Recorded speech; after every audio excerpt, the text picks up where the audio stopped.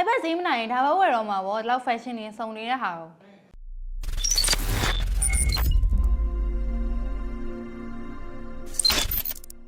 အားလုံးပဲမင်္ဂလာပါရှင်တန်ကုန်လန်ကတက်ဆက်ပေးနေတဲ့တန်ကုန်ဟက်ကနေပြီးတော့ပြန်လည်ကြိုဆိုလိုက်ပါတယ်ဒီနေ့မှာတော့ Huawei ကနေပြီးတော့2024ထဲကထွက်ထားပေမဲ့အခုချိန်ထိလူကြိုက်အများဆုံးဖြစ်တဲ့ Huawei MatePad 11.5S Tablet လေးကဘယ်လိုလူတွေအတွက်အဆင်ပြေမလဲသူ့ရဲ့အားသာချက်တွေကဘာဖြစ်မလဲနောက်ပြီးတော့15,000ဝန်းကျင်နဲ့ရွေးချယ်လို့ကောင်းရလားဆိုတာကိုပြပြပေးသွားမှာဖြစ်လို့ဗီဒီယိုလေးကိုအဆုံးထိကြည့်လိုက်ကြရအောင်နော်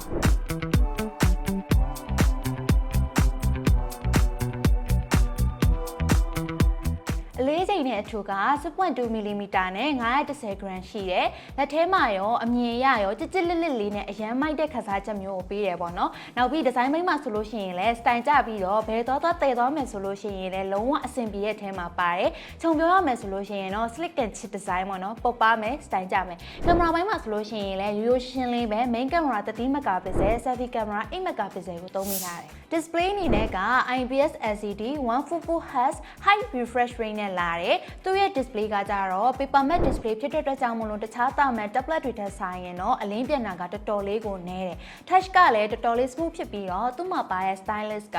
matte display ပုံမှာဆွဲလို့ရှိရင်တော်တော်လေး smooth ဖြစ်ပြီးတော့စာရွက်တစ်ခုခုပုံမှာဆွဲနေရတဲ့ခံစားချက်မျိုးပေးတယ်ဒါကြောင့်မို့လို့လည်းဒီ tablet လေးကို digital artist တော်တော်များများကရွေးချယ်ကြတာပေါ့နော် screen လည်းကြီးတယ် tablet လည်းဖြစ်တဲ့နေရာမှာနောက်ထပ်သဘောကျစရာတစ်ခုကကြတော့လုံးဝလက်ရမထင်တာပဲနောက်ပြီးတော့ဒီ screen time များတဲ့သူတွေအတွက်ဆိုလို့ရှိရင်လည်းမျက်စိညောင်းတာကိုသက်သာစေတာကဒီ display ရဲ့အားသာချက်ပေါ့နော်နောက်ပြီး storage ပိုင်းမှာဆိုလို့ရှိရင် RAM 8GB ROM 256GB နဲ့လာတယ် resolution က 2.8K high resolution နဲ့ LCD panel ဖြစ်တဲ့အတွက်ကြောင့်မို့လို့ contrast ကတော့ OLED display တွေလောက်တော့မဟုတ်ဘူးပေါ့နော်ဒါပေမဲ့သူ့ရဲ့ဈေးတန်းဝန်းကျင်နေဆိုရင်တော့ဆိုးတော့မဆိုးဘူး audio ဘိုင်းကကြတော့ base down တော်တော်လေး support ပေးထားတာမျိုးကိုတွေ့ရတယ် battery ဘိုင်းက 8800 mAh ကို 23W charger နဲ့ R twin adapter ပါတယ်9နာရီလောက် star mode သုံးမဲ့ဆိုရင်တော့မှ battery ကတော်တော်လေးကိုခံတဲ့ထဲမှာပါတယ် Huawei MatePad 11.5S Tablet ဝယ်ယူပြီးပြီဆိုတာနဲ့နောက်ထပ်စိတ်ဝင်စားစရာကောင်းတဲ့အချက်က accessory တွေပေါ့နော်သူ့မှာဆိုလို့ရှိရင် keyboard cover နဲ့ ampersand ကတခါတည်း original ပါပြီးသား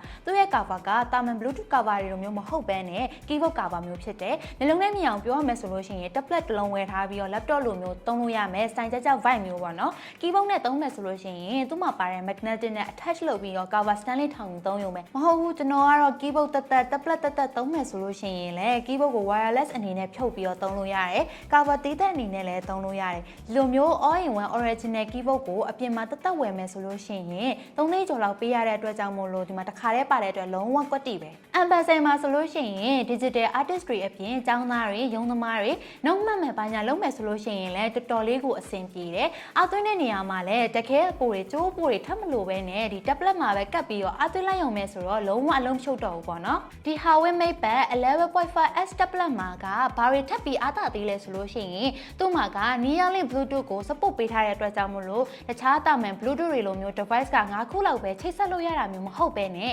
unlimited ချိတ်ဆက်လို့ရတဲ့အပြင်ကိုမှာ device တွေအများကြီးချိတ်ဆက်ထားလို့လဲ connection ကကျသွားခြင်းမျိုးမရှိပဲနဲ့တော်တော်လေးကိုညဲတယ်နောက်ထပ်အားသာချက်တွေလည်းရှိသေးတယ် wine အနေနဲ့ဒီ tablet ကိုတင်စားရမယ်ဆိုလို့ရှိရင် mini PC ဒါမှမဟုတ် mini laptop လို့တော့တင်စားရမှာပဲဘာလို့လဲဆိုရင်တော့အဓိကအကြောင်းရင်းတွေကိုနောက်မှဆက်ကြည့်လိုက်ရအောင်နော်သူ့မှာက daily အတွက်တင်မဟုတ်ပဲနဲ့ကျောင်းသုံးရုံးသုံးအတွက်အသုံးဝင်မဲ့ application တွေလည်းပါတယ်ပထမဆုံးအနေနဲ့ကတော့ GoPaint ဒီ application မှာဆိုလို့ရှိရင် digital artist သမားတွေ design သမားတွေအတွက်တော်တော်လေးကိုအသုံးဝင်တယ်သူ့မှာတစ်ခါတည်းပါတယ် ampersand နဲ့ဆိုလို့ရှိရင် drawing tablet တစ်လုံးလိုမျိုးပုံတွေကိုကောင်းကောင်းလေးဆွဲလို့ရတယ်နောက်တစ်ခုဖြစ်တဲ့ Huawei Note သူ့မှာဆိုလို့ရှိရင်ကျောင်းသားတွေသင်တန်းသားတွေအတွက် language ပဲသင်မလားဒါမှမဟုတ်တခြားအရေးကြီး note တွေကိုပဲရေးမလား recording function တွေပါတဲ့အပြင်ကိုမှ screen recorder တစ်ခုတည်းမဟုတ်ဘဲနဲ့ကိုယ့်ရဲ့အတန်ကိုပါ record လုပ်ပေးတယ်နောက်ပြီးစာအုပ်လိုမျိုးမျက်နှာဖုံး cover တွေတစ်ချောင်းမြည်လားလေးချောင်းမြည်လား schedule ပဲဆွဲချင်လားဒီ app တစ်ခုတည်းနဲ့လုံးဝအဆင်ပြေတယ်နောက်ဆုံးဖြစ်တဲ့ PCWPS သူ့မှာဆိုလို့ရှိရင်လုပ်ငန်းခွင်တဲ့အရေးပါတဲ့ Excel Word PowerPoint တွေကို license မလိုဘဲနဲ့ PC version အတိုင်းအသုံးပြုလို့ရမယ်